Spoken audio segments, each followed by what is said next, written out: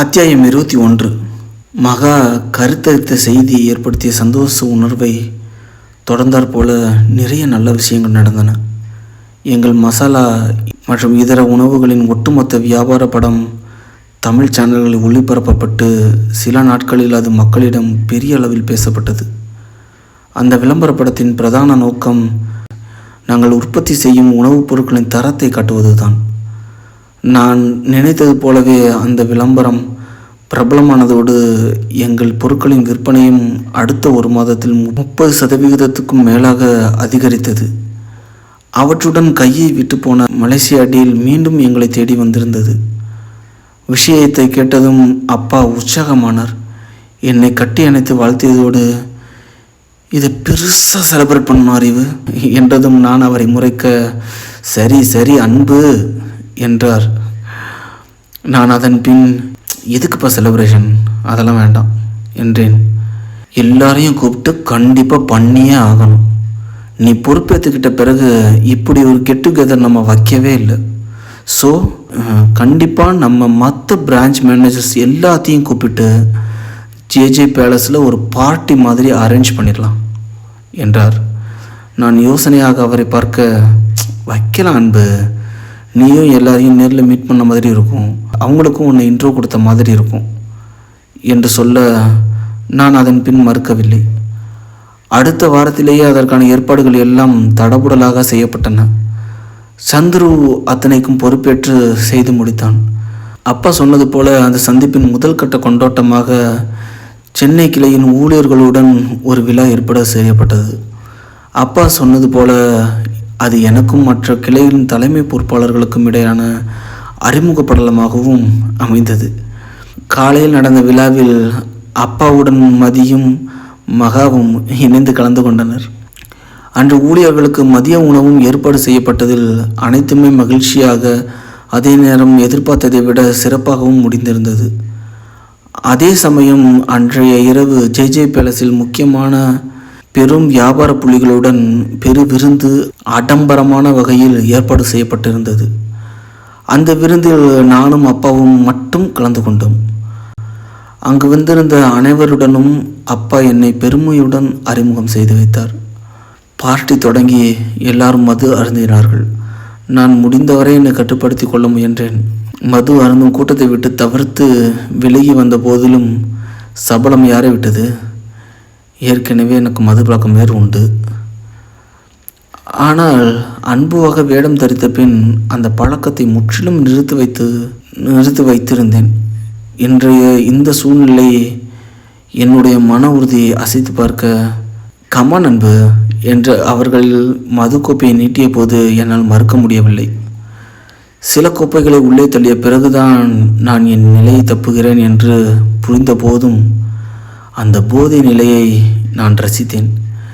வெகு நாட்களுக்கு பிறகான இந்த போதை உணர்வு எனக்கு பரவசம் அளித்தது. பார்ட்டி முடிந்து அனைவரும் கலைந்து செல்லவும் எனதருகே வந்த அப்பா, என்னடா குடிச்சியா என்று கேட்க அவரை குழப்பமாக நிமிர்ந்து பார்த்தேன். அறிவு இருக்கடா உனக்கு என்று அப்பா கடிந்து கொள்ள அந்த கேள்வி எனக்கு சிரிப்பை வர வைத்து விட்டது. அறிவுகிட்டேயே அறிவு இருக்கான்னு கேட்குறீங்களா என்று நக்கலாக கேட்டு நான் சத்தமாக சிரிக்க, டேய் டேய் என்று அப்பா என் கையை பிடித்து ஓரமாக இழுத்து வந்து, என்ன பேசுகிறேன்னு தெரிஞ்சு தான் பேசுகிறியா? உனக்கு அன்பு குடிக்க மாட்டான்னு தெரியாதடா என்று கடுப்புடன் கேட்டார். இங்கே வந்திருக்க யாருக்கும் அன்புவே தெரியாது தானே என்று நான் சொல்ல, கிரி வந்திருந்தான், அவன் மட்டும் உன்னை இந்த கோலத்தில் பார்த்துருந்தான் என்று டென்ஷனாக கேட்டவர், நல்ல வேலை அவன் சீக்கிரம் கிளம்பிட்டான் என்றார். அவர் பேசுவது எல்லாம் என் செவியை எட்டிய போதும் மூளையில் முழுவதுமாக சென்றடையவில்லை. ஒரு நாள் குடித்தால் என்ன தெய்வ குத்தமாகி விடுமா என்ன? அப்பா மேலும், இப்படியே நீ வீட்டுக்கு வர வேண்டாம், மகா உன்னை இந்த கோலத்தில் பார்த்தா ஏதாவது பிரச்சனையாயிடும். அதனால் இன்றைக்கி நீ நம்ம ஹோட்டல் ரூம்லேயே ஸ்டே பண்ணிக்கோ என்ன? நோ நோ, நான் ஹோட்டல் ரூம்லெல்லாம் ஸ்டே பண்ண மாட்டேன். எனக்கு மகா இல்லாமல் தூக்கமே வராது. நான் வீட்டுக்கு போகணும். என்று எழுந்து கொள்ள முயன்றபோது பூமி வேகமாக சுற்றியது. அதன் பின் எனக்கு என்ன நடக்கிறது என்று ஒன்றுமே புரியவில்லை. அப்பா ஏதோ சொல்கிறார் என்று அவர் வாயாசப்பை வைத்து கணித்த போதும் எனக்கு ஒன்றுமே புரியவில்லை. நான் செவிடாகிவிட்டேன் என்று போல ஒரு ஊமைப்பட பார்ப்பது போல இருந்தது. யாரோ என்னை இழுத்து கொண்டு போனார்களோ இல்லது கூட்டி கொண்டு போனார்களோ எனக்கு தெரியாது. ஆனால் அடுத்த சில நிமிடங்களில் நான் படுக்கையில் மல்லாந்து கிடந்தேன். அதன் பின் மெல்ல மெல்ல காட்சிகளும் மறைந்து விட்டன. உறங்கிவிட்டனா மயங்கி விட்டனா என்று எனக்கு எதுவுமே தெரியவில்லை. சற்றென்று விழிப்பு வந்தபோது தான் நான் எங்கேயோ பழக்கமில்லாத இடத்தில் படுத்திருக்கிறேன் என்று விளங்கியது. மெல்ல மெல்ல ஹோட்டல் அறை என்று புரியவும் அப்பா இரவு பேசியதெல்லாம் நினைவு வர நான் கைபேசியை பார்த்தேன். நேரம் காலை 11 என்று காட்டியது. கூடவே மகாவின் சில திறக்கப்படாத அழைப்புகள். என்ன பண்ணி வச்சிருக்கேன்னா, அறிவுன்னு பேருக்கு தாண்டா இருக்குது, ஆனால் உனக்கு சுத்தமாக இல்லை என்று என்னை நானே கடிந்து கொண்டு தலையெடுத்து கொண்டு போதுதான் தலை பாரமாக அழுத்தி பிடித்தது. குளியலறை சென்று காலை கடன்களை முடித்து போதையும் களைப்பும் தீர குளித்துவிட்டு திரும்பிய போது நான் ஆர்டர் செய்த காப்பியும் காலை உணவும் வந்திருந்தது. காலை உணவு முடித்துவிட்டு பின் காப்பி அருந்து கொண்டே மகாவிற்கு அழைத்தேன். அவள் ஏதும் ஏடாகுடமாக கேள்வி கேட்பாளோ என்று பயந்தேன். நல்ல வேளையாக அப்படி எதுவும் கேட்கவில்லை. மதி ஸ்கூலுக்கு போயிட்டாளா என்று இயல்பாக நான் கேட்க, போயிட்டா என்றாள். சரி, நான் அப்படியே ஆஃபீஸ் போயிட்டு ஈவினிங் வரேன் என்று சொல்ல அவளும் சரி என்றாள். அதன் பின் அப்பாவுக்கு அழைத்தேன். அவர் கோபித்து கொள்ளாவிட்டாலும் கொஞ்சம் அக்கறையுடன் பேசினார். இனிமே இப்படி கேர்லெஸ்ஸாக இருக்காதடா என்றவர் சொல்ல, சாரிப்பா, நான் மகா கிட்ட பேசிட்டேன், ஆஃபீஸ்க்கு போயிட்டு ஈவினிங் வந்துடுறேன் என்று சொன்னேன். அதன் பின் உடையணிந்து என் தோற்றத்தை சீர் செய்து கொண்டு அலுவலகத்துக்கு சென்றபோது அங்கே நான் எதிர்பாராத அதிர்ச்சி ஒன்று காத்திருந்தது. அனுஷியா வந்திருந்தாள். இவங்க இங்கே வந்தா என்று மனதில் நினைத்த போதும் என் எண்ணத்தை காட்டிக்கொள்ளாமல் வா வா வா அனு என்று இயல்பாக அவளை வரவேற்று என் அலுவலக அறைக்கு அழைத்து சென்றேன். காஃபி கூல்ட்ரிங்க்ஸ் என்ன குடிக்கிற என்று விசாரிக்க, இல்லை இப்போ தான் காஃபி குடித்தேன், உன் பிஏ கொடுத்தார் என்றாள். அவள் முகம் இறுகி இருந்தது. எதற்கு வந்திருப்பாள் என்று யோசித்து கொண்டே, ஓ ஓகே, நீ ரொம்ப நேரமாக வெயிட் பண்ணிகிட்டு இருந்தியானோ என்று கேட்கவும், ஆமாம் ரொம்ப நேரமாக. ஏன் இன்றைக்கி இவ்வளோ லேட்டு ஆஃபீஸ் வர என்றவள் பதிலுக்கு என்னை கேட்க, நேற்று ஒரு முக்கியமான ஆஃபீஸ் பார்ட்டி, அதான் இன்றைக்கி எழுந்திரிச்சு கிளம்பி வர லேட் ஆகிடுச்சு என்று நான் கூற, போதை தெளிஞ்சு எழுந்து வர லேட் ஆயிடுச்சுன்னு தெளிவாக சொல்லு என்று அவள் நக்கலாக சொன்னாலும் அவள் கண்கள் என்னை மிரட்டியது. என் பதட்டத்தை காட்டிக்கொள்ளாமல், அவாய்ட் பண்ண முடியாமல் கொஞ்சமாக குடித்தேன், பிஸ்னஸ் லைனில் வரும்போது இதெல்லாம் சகஜம்தானே என்று நான் சூழ்நிலையை சமாளிக்க முற்பட்டேன். கண்டிப்பாக சகஜம்தான், வேறு வழி இல்லாமல் குடித்தா, கொஞ்சமாக குடித்தா சகஜம்தான். ஆனால் நீ பரம்பரை குடிகார மாதிரில குடித்த என்றவள் மேலும் தன் செல்பேசியை எடுத்து, சீதிஸ் என்று நான் குடிக்கும் காணொலியை எடுத்து காட்டினாள். இவ பாட்டிக்கு வந்தாளா? ச்சே, எல்லாம் என்னோட முட்டாள்தனம், கொஞ்சம் கண்ட்ரோலாக இருந்து தொலைச்சிருக்கலாம் என்று என் மீதே எனக்கு கட்டுப்பும் கோபமும் வந்தது. இப்போதைக்கு இவளை சமாளிக்க வேண்டுமே என்று எண்ணி, ஃபஸ்ட் டைம் கண்ட்ரோல் இல்லாமல் போயிடுச்சு, நானே இதை எதிர்பார்க்கலப்பா என்று இலகுவாக பேச, என்ன ஒரு நடிப்பு, பிச்சு உதறாடே என்றாள். உள்ளூர எனக்கு நடுங்க ஆரம்பித்து விட்டது. அவள் தொடர்ந்து, நீ கதை எழுதுறவன்ல, அதான் உனக்கு நடிப்பும் சர்வசாதாரணமாக வருது இல்லை என்று சொல்லவும் எனக்கு கதை கிளங்கிவிட்டது. ஆனால் காட்டிக்கொள்ளாமல், என்ன பேசிட்டு இருக்கானு நீ என்று புரிந்தும் புரியாதவன் போல பேசி, நான் என்ன பேசிகிட்டு இருக்கேன்னு உனக்கு சத்தியமாக புரியலன்னு சொல்லு என்று அவள் அழுத்தி கேட்க, இல்லை எனக்கு சத்தியமாக புரியல என்றேன். ஆனால் எனக்கு சத்தியமாக புரிஞ்சிருச்சு மிஸ்டர் அறிவு இத்தனை நாளாக எங்களை எல்லாம் எவ்வளோ தூரம் முட்டாளாக்கியிருக்கன்னு எனக்கு நல்லாவே புரிஞ்சிருச்சு என்றவள் இறுதியாக சொன்னபோது என் இதயம் அதிவேகமாக படப்படுத்தது. கிரியங்களின் அலுவலகத்தில் அட்மினாக முன்பு கொஞ்ச நாட்கள் வேலை பார்த்திருந்தான். அப்போதுதான் இருவருக்கும் நட்பும் பழக்கமும் ஏற்பட்டிருக்கிறது. அம்மாவிற்கு உடல்நிலை சரியில்லாமல் இருந்தபோது அனுதான் வீட்டிற்கு வந்து உடனிருந்து பார்த்து கொண்டாள். நான் தெருவோரங்களில் சிகரெட் பிடிப்பதையெல்லாம் பார்த்து என்னை சில முறைகள் முறைத்திருக்கிறாள். நிறைய நேரங்களில் நானும் பிரேமியும் இணைந்து செல்வதையும் பார்த்திருக்கிறாள். என்னை பற்றி அன்புவிடம் ஏடாபுடகமாக வத்தி வைத்து எங்களுக்குள் சண்டை மூட்டிவிட்டு இருக்கிறாள். அந்த வேகத்தில் அந்த கோபத்தில் குடித்துவிட்டு இவளிடமும் ஒரு முறை போதையில் சண்டைக்கு வேறு சென்றிருக்கிறேன். அவளை பொறுத்தவரை நான் அப்பட்டமான பொறுக்கி. அதே நேரம் அவளின் சாமர்த்தியத்தை பற்றி எனக்கு நன்றாக தெரியும். ஒரு முறை கூட என்னை அன்பு என்று இவள் தவறாக விழித்ததே கிடையாது. இவளை சமாளிப்பதும் சமாதானம் செய்வதும் சாதாரண காரியமில்லை என்று தெரிந்த போதும் சுலபத்தில் விட்டு கொடுத்து விடக்கூடாது என்று எண்ணி, நீ ஏதோ குழப்பத்தில் பேசிகிட்டு இருக்கானோ என்றேன் அதே நிதானத்துடன். அவள் ஏளனமாக, டேய் நான் கண்டுபிடிச்சிட்டேன்டா, இனிமேலும் நடித்து என்னை ஏமாற்ற பார்க்காத, என்ன நீ அறிவு தான் எனக்கு நல்லா தெரியும் என்றாள் தெளிவாக. அறிவா? நானா? என்ன பேசுகிறானு நீ என்று நான் குழப்பவும் அவள் முகம் கோபமாக மாறியது. நீ ஒத்துக்க மாட்டல்ல என்று மேலும் கீழமாக பார்த்து, சரி சரி நீ அன்பு தானே, அந்த பிரேமிக்கும் உனக்கும் என்னடா சம்பந்தம் என்று முறைப்படம் கேட்டாள். பிரேமியை ஹாஸ்பிட்டலில் பார்த்தேன், பாவமாக இருந்துச்சு, ஆஃபீஸில் வேலை போட்டு கொடுத்தேன், இதில் என்ன தப்பு இருக்கானோ என்று நான் சாதாரணமாக கேட்க, தப்பே இல்லைப்பா, தப்பே இல்லை, ஆனால் பைக்கை கணேஷ்கிட்ட கொடுத்துட்டு ஏன் சர்வீஸ் விட்டேன்னு போய் சொன்னேன் என்று கேட்ட பிறகு எனக்கு பதட்டம் அதிகரித்து விட்டது. இவள் அவசரமாக முடிவெடுத்து விட்டு இங்கே வந்து நிற்கவில்லை. தீர விசாரித்து விட்டு பின்னர் தான் முடிவெடுத்து என் முன்னே வந்து நிற்கிறாள்.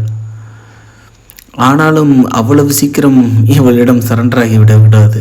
எவ்வளவு தூரம் சமாளிக்க முடிகிறது என்று பார்ப்போம் என்று என் நடிப்பை தீவிரமாக தொடர்ந்தேன். கணேஷ்கிட்ட கொடுத்ததை சொல்லலைங்கிறது எல்லாம் ஒரு தப்பா என்ன? ஹெல்ப்பாக கேட்டான், கொடுத்தேன். அதை எல்லாருக்கிட்டையும் சொல்லிகிட்டு இருக்க வேண்டிய அவசியம் என்ன இருக்குது? சரி நீயே சொல்லு என்றதும், ஹே கிளவர், நல்லா சமாளிக்கிற. அப்போ நீ நைட்டே மார்ச் வரை போனதுக்கும் ஏதாவது கதை டிசைன் பண்ணி வச்சுருப்பல்ல, அதையும் சொல்ல கேட்டுக்கிறேன் என்றவள் கேட்டு வைக்க எனக்கு தூக்கி வாரி போட்டது. சில நொடிகள் நான் மௌனமாக அமர்ந்து விட்டேன். என்னடா சைலண்ட் ஆகிட்ட, சமாளிக்க முடியலையா? அவளை நிதானமாக நிமிர்ந்து பார்த்து, நீ நினைக்கிற மாதிரியெல்லாம் இல்லை அனு. நைட்டு நான் போனேன்தான். விஷயம் தெரிஞ்சு அவன் உடம்பை அந்த நிலையில் பார்த்தபோது என்னால் தாங்க முடியல, அழுதேன், வேதனைப்பட்டேன். விஷயத்தை எல்லாட்டையும் சொல்ல நினச்ச போது தான் மகாவோட முகம் எனக்கு ஞாபகத்துக்கு வந்தது. கல்யாணம்னு எவ்வளோ சந்தோஷமாக இருந்தா, அவள் ஆசையை சந்தோஷத்தை சிதைக்கணுமான்னு தோணுச்சு. செத்து போனவும் போயிட்டான். ஆனால் மகாமதி அவங்களுக்கு கிடைக்க போகிற அந்த சந்தோஷம் வாழ்க்கை, அதையும் குலைக்கணும்னு அவசியம் இல்லைன்னு தோணுச்சு. அறிவும் கூட என் முடிவை சரின்னு தான் புரிஞ்சிருப்பான்னு நினச்சேன். என் வலியையும் வேதனையும் எனக்குள்ளேயே புதைச்சிக்கிட்டேன். அந்த நிமிஷம் நான் மகாவை பற்றியும் மதிக்குட்டியை பற்றியும் மட்டும்தான் யோசித்தேன். அறிவு என்னை விட்டு போயிட்ட பிறகு அவங்க மட்டும்தானே எனக்குன்னு தோணுச்சு. உனக்கு என் முடிவு உச்சபட்ச சுயநலமாக தெரியலாம், எனக்கு அதுதான் நியாயம்னு பட்டுச்சு என்று நான் சோகத்துடன் பேசி முடிக்கும்போது அனு என்னை திகப்புடன் பார்த்து கொண்டிருந்தாள். அவள் காதிலிருந்து ப்ளூடூத்தை சரி செய்து, அங்கிள் ப்ளீஸ் நான் சொல்கிறத கேளுங்க, இவன் பொய் சொல்கிறான், இவனை நம்பாதீங்க ப்ளீஸ் என்று சொன்னாள். எனக்கு புரிந்து விட்டது. இவள் என் அப்பாவை தன் செல்பேசி இணைப்பில் வைத்து கொண்டுதான் என்னிடம் இவ்வளவு நேரம் பேசியிருக்கிறாள். என்னை தூண்டிவிட்டு என் வாயிலிருந்தே உண்மைகளை வரவைக்கவும் முயன்றிருக்கிறாள். புத்திசாலிதான், ஆனால் நான் ஒன்றும் முட்டாள் இல்லை என்று இவளுக்கு யார் சொல்வது? அவள் பேசிவிட்டு அழைப்பை துண்டித்து விட்டு என் புறம் திரும்பி, நீ நடிக்கிறடா, சத்தியமாக நடிக்கிற, எனக்கு நல்லா தெரியும், எனக்கு நிச்சயமாக தெரியும் என்றாள். நீ எதனால் இப்படி குழம்பி போய் பேசிகிட்டு இருக்கன்னு எனக்கு புரியலானோ, ஆனால் நீ நினைக்கிற மாதிரி இல்லை, நான் அன்பு தான் என்று சொல்ல, பொய் பொய் பொய், நீ அன்பு மாதிரி இருக்கிறதால நீ அன்பு ஆகிட முடியாதுடா. ஆரம்பத்துலேருந்தே எனக்கு உன் மேலே சந்தேகம் இருந்தது தான். ஆனால் நீ ரொம்ப புத்திசாலித்தனமாக எங்களை எல்லாரையும் ஏமாற்றிட்ட. முக்கியமாக அந்த மகாவை, அவளை ஏமாற்றி கல்யாணம் பண்ணி அவகிட்ட வாழ்ந்துக்கிட்டும் இருக்க. சீ, எவ்வளோ சீப்பானவன்டா நீ. உன்னை நான் விடவே மாட்டேன்டா. உன் ஃபோர்ஜரியும் ஃப்ராடுத்தனத்தையும் நான் நிரூபிக்காமல் விட மாட்டேன். அதை எப்படி நிரூபிக்கணும்னு எனக்கு நல்லாவே தெரியும் என்றவள் விறுவிறுவென்று என் அறையை விட்டு வெளியேற, இனி இவள் என்னென்ன மாதிரியான குழப்பத்தை ஏற்படுத்த போகிறாளோ என்று எனக்கு பயமும் படபடப்பும் உண்டானது. நான் அப்பாவிற்கு உடனடியாக அழைத்து, என்னப்பா, அணுவுக்கு விஷயம் தெரிஞ்சு போச்சுன்னு முன்னாடியே ஃபோன் பண்ணி இன்ஃபார்ம் பண்ணியிருக்கலாம்ல என்று கேட்க, அட நீ வேறடா, அவள் திடீர்னு ஃபோன் பண்ணி லைனில் இருங்க அங்கிள், ஒரு முக்கியமான விஷயத்தை தெரியப்படுத்தணும்னு சொன்னான். எனக்கு ஒன்றுமே புரியல. ஆனால் அவள் உங்ககிட்ட பேசுறதுக்கு அப்புறம் தான் எனக்கே விஷயம் புரிஞ்சிச்சு. நீ எங்கே அவசரப்பட்டு வாயை விட்டுற போறியோன்னு நெஞ்சை பிடிச்சிட்டு உட்காந்துருந்தேன். கொஞ்சம் விட்டுருந்தா எனக்கு நெஞ்சு வழியாக வந்திருக்கும் தெரியுமா. எப்படியோ நீ சமாளிச்சிட்ட. நானும் அவளை திட்டிட்டு ஃபோனை வச்சிட்டேன் என்றார். ஆனால் அவன் நம்பலையப்பா, நிரூபிக்கிறேன்னு என்கிட்ட சவால் விட்டுட்டு போயிருக்கா. இப்போ என்னோட கவலை அவன் மகா கிட்ட இல்லை கிரி அங்கிள்கிட்ட ஏதாவது உளறி வைப்பாளோங்கிறது தான். கிரி ஊரில் இல்லை, காலையில் தான் அவன் சிங்கப்பூர் கிளம்பி போயிருக்கான். இப்போ அவளால் அவங்ககிட்ட பேசியிருக்க முடியாது. அப்படியே அவள் சொல்லியிருந்தால் கிரி என்கிட்ட தான் முதல்ல ஃபோன் பண்ணியிருப்பான். மகா கிட்ட பேசியிருப்பாளோ? இல்லை, மகா இப்போ தான் எனக்கு மாத்திரை எடுத்து கொடுத்துட்டு போனான். அவள் நார்மலாக தான் இருக்கா, விஷயம் எதுவும் தெரியல, இப்போதைக்கு தெரியல. ஆனால் இதுக்கப்புறம் அவனும் ஃபோன் பண்ணி பேசினா என்று நாம் படப்படக்க, இப்போ என்னடா பண்ணுறது என்று அதே படப்படப்புடன் அவரும் கேட்க, நான் யோசித்து விட்டு பின், அப்பா எனக்கு ஒரு ஹெல்ப் பண்ணுங்க, உங்கள் ஃபோன் ஆன் ஆக மாட்டேங்குதுன்னு ஏதாச்சும் சொல்லி மகா ஃபோனை வாங்கி அவள் சிம் கார்டை டேமேஜ் பண்ணி வச்சுருங்க. அவள் ஃபோனுக்கு எந்த காலம் ரிசீவ் ஆகக்கூடாது என்றேன். என்னடா சொல்கிற, இப்படி பண்ணுறது சரியா என்று அவர் தயங்க, ப்ளீஸ்ப்பா எனக்காக பண்ணுங்க என்று கெஞ்சியதும் அவர் சம்மதித்தார். நான் அழைப்பை துண்டித்து விட்டு உடனடியாக புறப்பட்டேன். எப்படியாவது அணுவை சமாளிக்க வேண்டும். அடுத்து இங்கிருந்து அவள் எங்கு சென்றிருப்பாள்? அவள் வீட்டிற்கா இல்லை அலுவலகத்துக்கா? ஒருவேளை என் வீட்டிற்கா? யோசிக்கும் போதே எனக்கு குலை நடுங்கியது.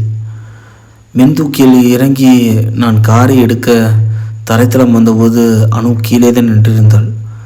தன் செல்பேசியில் யாரிடமே பேசி கொண்டிருந்தாள். நான் உண்மையை தான் சொல்கிறேன், என்னை நம்பு என்றவள் வார்த்தையை கேட்கும்போது என்னை திகில் பற்றி கொண்டது. இப்போது யாரிடம் உள்ளேறி கொண்டிருக்கிறாள் என்று தெரியவில்லையே. இவளை விட்டு வைத்தால் மொத்தமாக தம்பட்டம் அடித்து விடுவாள் என்று பயமாக இருந்தது. அவள் சமீபமாக வாங்கிய புது பைக்கை எடுத்துக்கொண்டு புறப்பட நானும் என் காரில் ஏறி அமர்ந்தேன். வெகு ஜாக்கிரதையாக அவள் பார்வையில் படாமல் நான் பின்தொடர்ந்தேன்.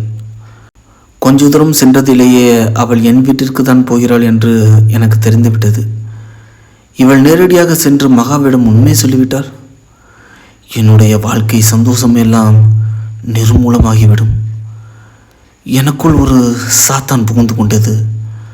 நடமாட்டம் இல்லாத அந்த சுரங்கப்பாதையில் அவள் பைக் உள்ளே நுழைய போவதை அறிந்து அதிவேகமாக சென்ற நான் பின்னிலிருந்து அவள் பைக்கை இடித்து சாய்த்து விட்டேன்.